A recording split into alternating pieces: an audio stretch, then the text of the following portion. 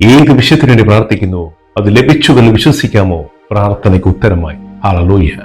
ഇതിനെ സാധൂകരിക്കുന്ന ഒരു ബൈബിൾ വാക്യത്തിലേക്ക് വിശുദ്ധ മാർക്കോസ് എഴുതിയ സുവിശേഷം 11-ാം അധ്യായം 24-ാം വാക്യം.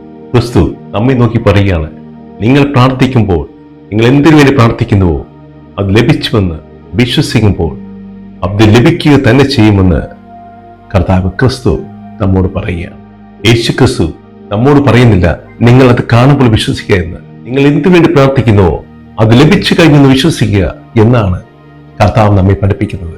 പ്രാർത്ഥിക്കുമ്പോൾ അതിൽ ഭാവിയിൽ സംഭവിക്കും എന്നല്ല, ഇപ്പോൾ തന്നെ അത് സംഭവിച്ചു എന്ന് നമ്മുടെ മനസ്സിനെ പറഞ്ഞ് വിശ്വസിപ്പിക്കുവാൻ നമുക്ക് കഴിയണമെന്ന് ക്രിസ്തു നമ്മോട് ആവശ്യപ്പെടുന്നു. നമ്മളിൽ പലരും പ്രത്യാശയോടെ പ്രാർത്ഥിക്കുന്നു, ചുരുക്കം ചിലർ പ്രതീക്ഷയോടെ പ്രാർത്ഥിക്കുന്നു. പ്രതീക്ഷയോടെ പ്രാർത്ഥിക്കുന്നവർക്ക് അത് ലഭിക്കുന്നു. അവിടെ പ്രാർത്ഥനയ്ക്ക് വിശ്വാസ പൂർണ്ണതയുണ്ട്.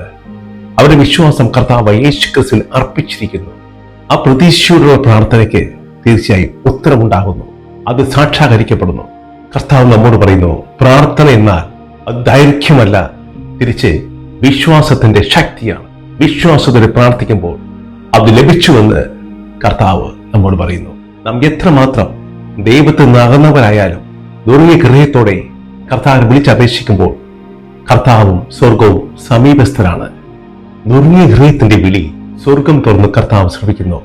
ദൈവം വിളിക്ക് അനുകൂലമായി നീങ്ങുന്നു. ദൂതന്മാർ അയക്കപ്പെടുന്നു.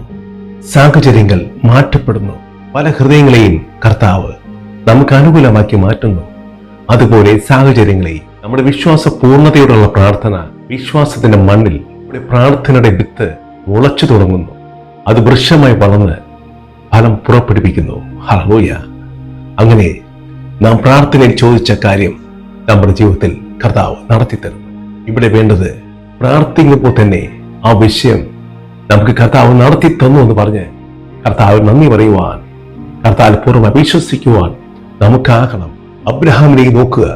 അവന്റെ ശരീരം പ്രായമായപ്പോഴും നിനക്കൊരു സാധ്യതയെ നൽകുമെന്ന കർത്താവിന്റെ വാഗ്ദാനത്തിൽ അവൻ വിശ്വസിച്ചു. അവന്റെ വാർദ്ധക്യത്തിലും അവന്റെ കുഞ്ഞ് ജനിച്ചു, ഇസഹാക്ക്. ഹല്ലേലൂയ.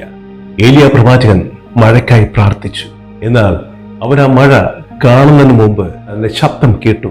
വിശ്വാസത്തോടുള്ള പ്രാർത്ഥന നിന്റെ ചെവിയിൽ മന്ത്രിക്കുന്നു. അത് സംഭവിക്കുന്നത് നീ കേൾക്കുന്നു. ക്രമേണ നീ അത് കാണുന്നു. കാരണം വാഗ്ദാനം ചെയ്തവൻ വിശ്വസ്തനാണ്. അവന്റെ വാക്കുകൾക്ക്, അവരുടെ വചനങ്ങൾക്ക് മാറ്റമില്ല. പ്രാർത്ഥിക്കുമ്പോൾ അത് നമുക്ക് ലഭിച്ചുവെന്ന് വിശ്വസിക്കുവാൻ, അത് കേൾക്കുവാൻ, അത് ഉറച്ചു നിൽക്കുവാൻ, അത് അനുഭവിക്കുവാൻ നമ്മുടെ ഹൃദയത്തെ കർത്താവായ യേശു ക്രിസ്തുവിൽ നമുക്ക് ഉറപ്പിച്ചു നിർത്താം. ഹല്ലേലൂയ. ഹല്ലേലൂയ.